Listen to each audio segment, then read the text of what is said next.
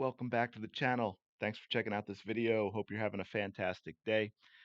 The WNBA power rankings are out. The Indiana Fever sit at number 7, which is about what I was saying in a video last week regarding their playoff chances and where they sit. They're kind of have the opportunity to be the best of the rest, so to speak, where that top 6 is just a notch above the rest of the league. If you look at number 6, that's where the winning records start. The Phoenix are 11-10, and it gets a lot better from there. You've got Seattle at 5 with a 14-7 record. But the important thing to remember with all of this is how this started. Everything was stacked against the Fever. I think Caitlin Clark had what 8 days between the draft and between the Final Four game and the draft. She just played 39 games in college. They didn't really have any practice time because their first 11 games, in which they went 2-9, were in 20 days. The team was ranked at like the bottom of every category. They were struggling. Don't forget their first 4 games. I'm going to show you something in case we all forgot about this. Their first 4 games, 2 of them were against this team right here, the New York Liberty, whom they finally just beat. So one of those 4 losses, the Indiana Fever in their last game, those were 2 of their first 4 games. The other 2 of their first 4 games were Connecticut Sun, also 17-4. So they didn't exactly have the schedule going for them in the beginning of the season. So things have changed a little bit since then, right? The team's starting to find their way. They're starting to play together. There were a whole lot of issues. We won't get into all of them now. We've done them in other videos, but in the 11 games since the first 11, they're 7-4.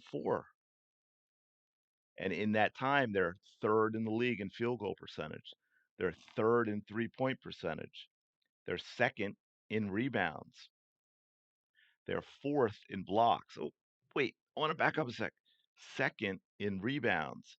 We know they've struggled this year in rebounding, but you can see they are turning it around. And of course, Caitlin Clark has gotten better and better. We've talked about that.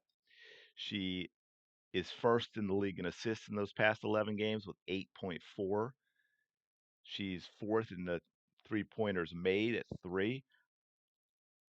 She's I'm not a big fan of these stats, but I believe she's second in offensive rating among rookies. And we know, of course, the first rookie triple double, the first triple double in Indiana Fever history. I believe she's got 4 other double doubles with assists. I think she has a couple with rebounds too. So was that right? Does she have 6, including the triple double double? The triple, including the triple double. Does she have 6 double doubles? Am I remembering that correctly? And there have been, wow, okay, well, that's not bad. And remember, this is also an Indiana Fever team that has not made the playoffs since 2015. This has not been a good team ever since Catchings retired. This has not been a very good team. You've got the Chicago Sky right below them at 8-12. And then this week, we'll see. I talked about how they needed to steal a few games from the top teams because they got a lot of them coming up. They were able to take one from the Liberty. And now this week, you've got the Mystics on Friday.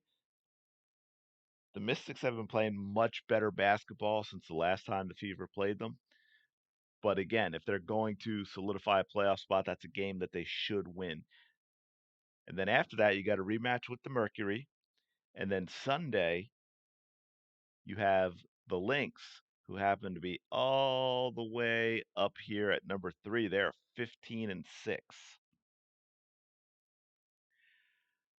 Now, I will say, I believe Nafisa Collier will be out for that game. Yeah, actually, it says it here. Okay, she's sidelined indefinitely. So, I mean, I feel bad for her. You never want someone to be injured, but that could be helpful for the Indiana Fever. to grab a game on Sunday. So with the teams they're playing, if they can get 2 wins out of the 3 games this week, that would be and get their record to 11-14. That would be a big deal because then you've got the Sky, who have the Dream, who they should pick up a win against the Dream, but then they play the Liberty back to back on Thursday and Saturday. So they get Wednesday, Thursday, Saturday. Thursday and Saturday game are both against the New York Liberty. So it's possible things break right. Indiana goes 2-1. The Chicago Sky go 1-2, and they create a little more separation. And if they get that win against the Mercury, right, they start closing on that, and then you start thinking maybe they get into that top six. I don't think they can get higher than that, but they could get that sixth spot, which would be a pretty big deal.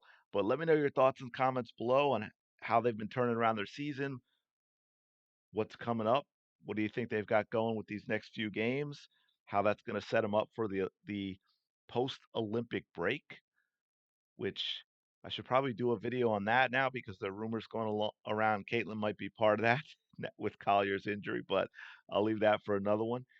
Thanks for checking out this video. If you're enjoying the content, please like and subscribe, and I will talk to you later.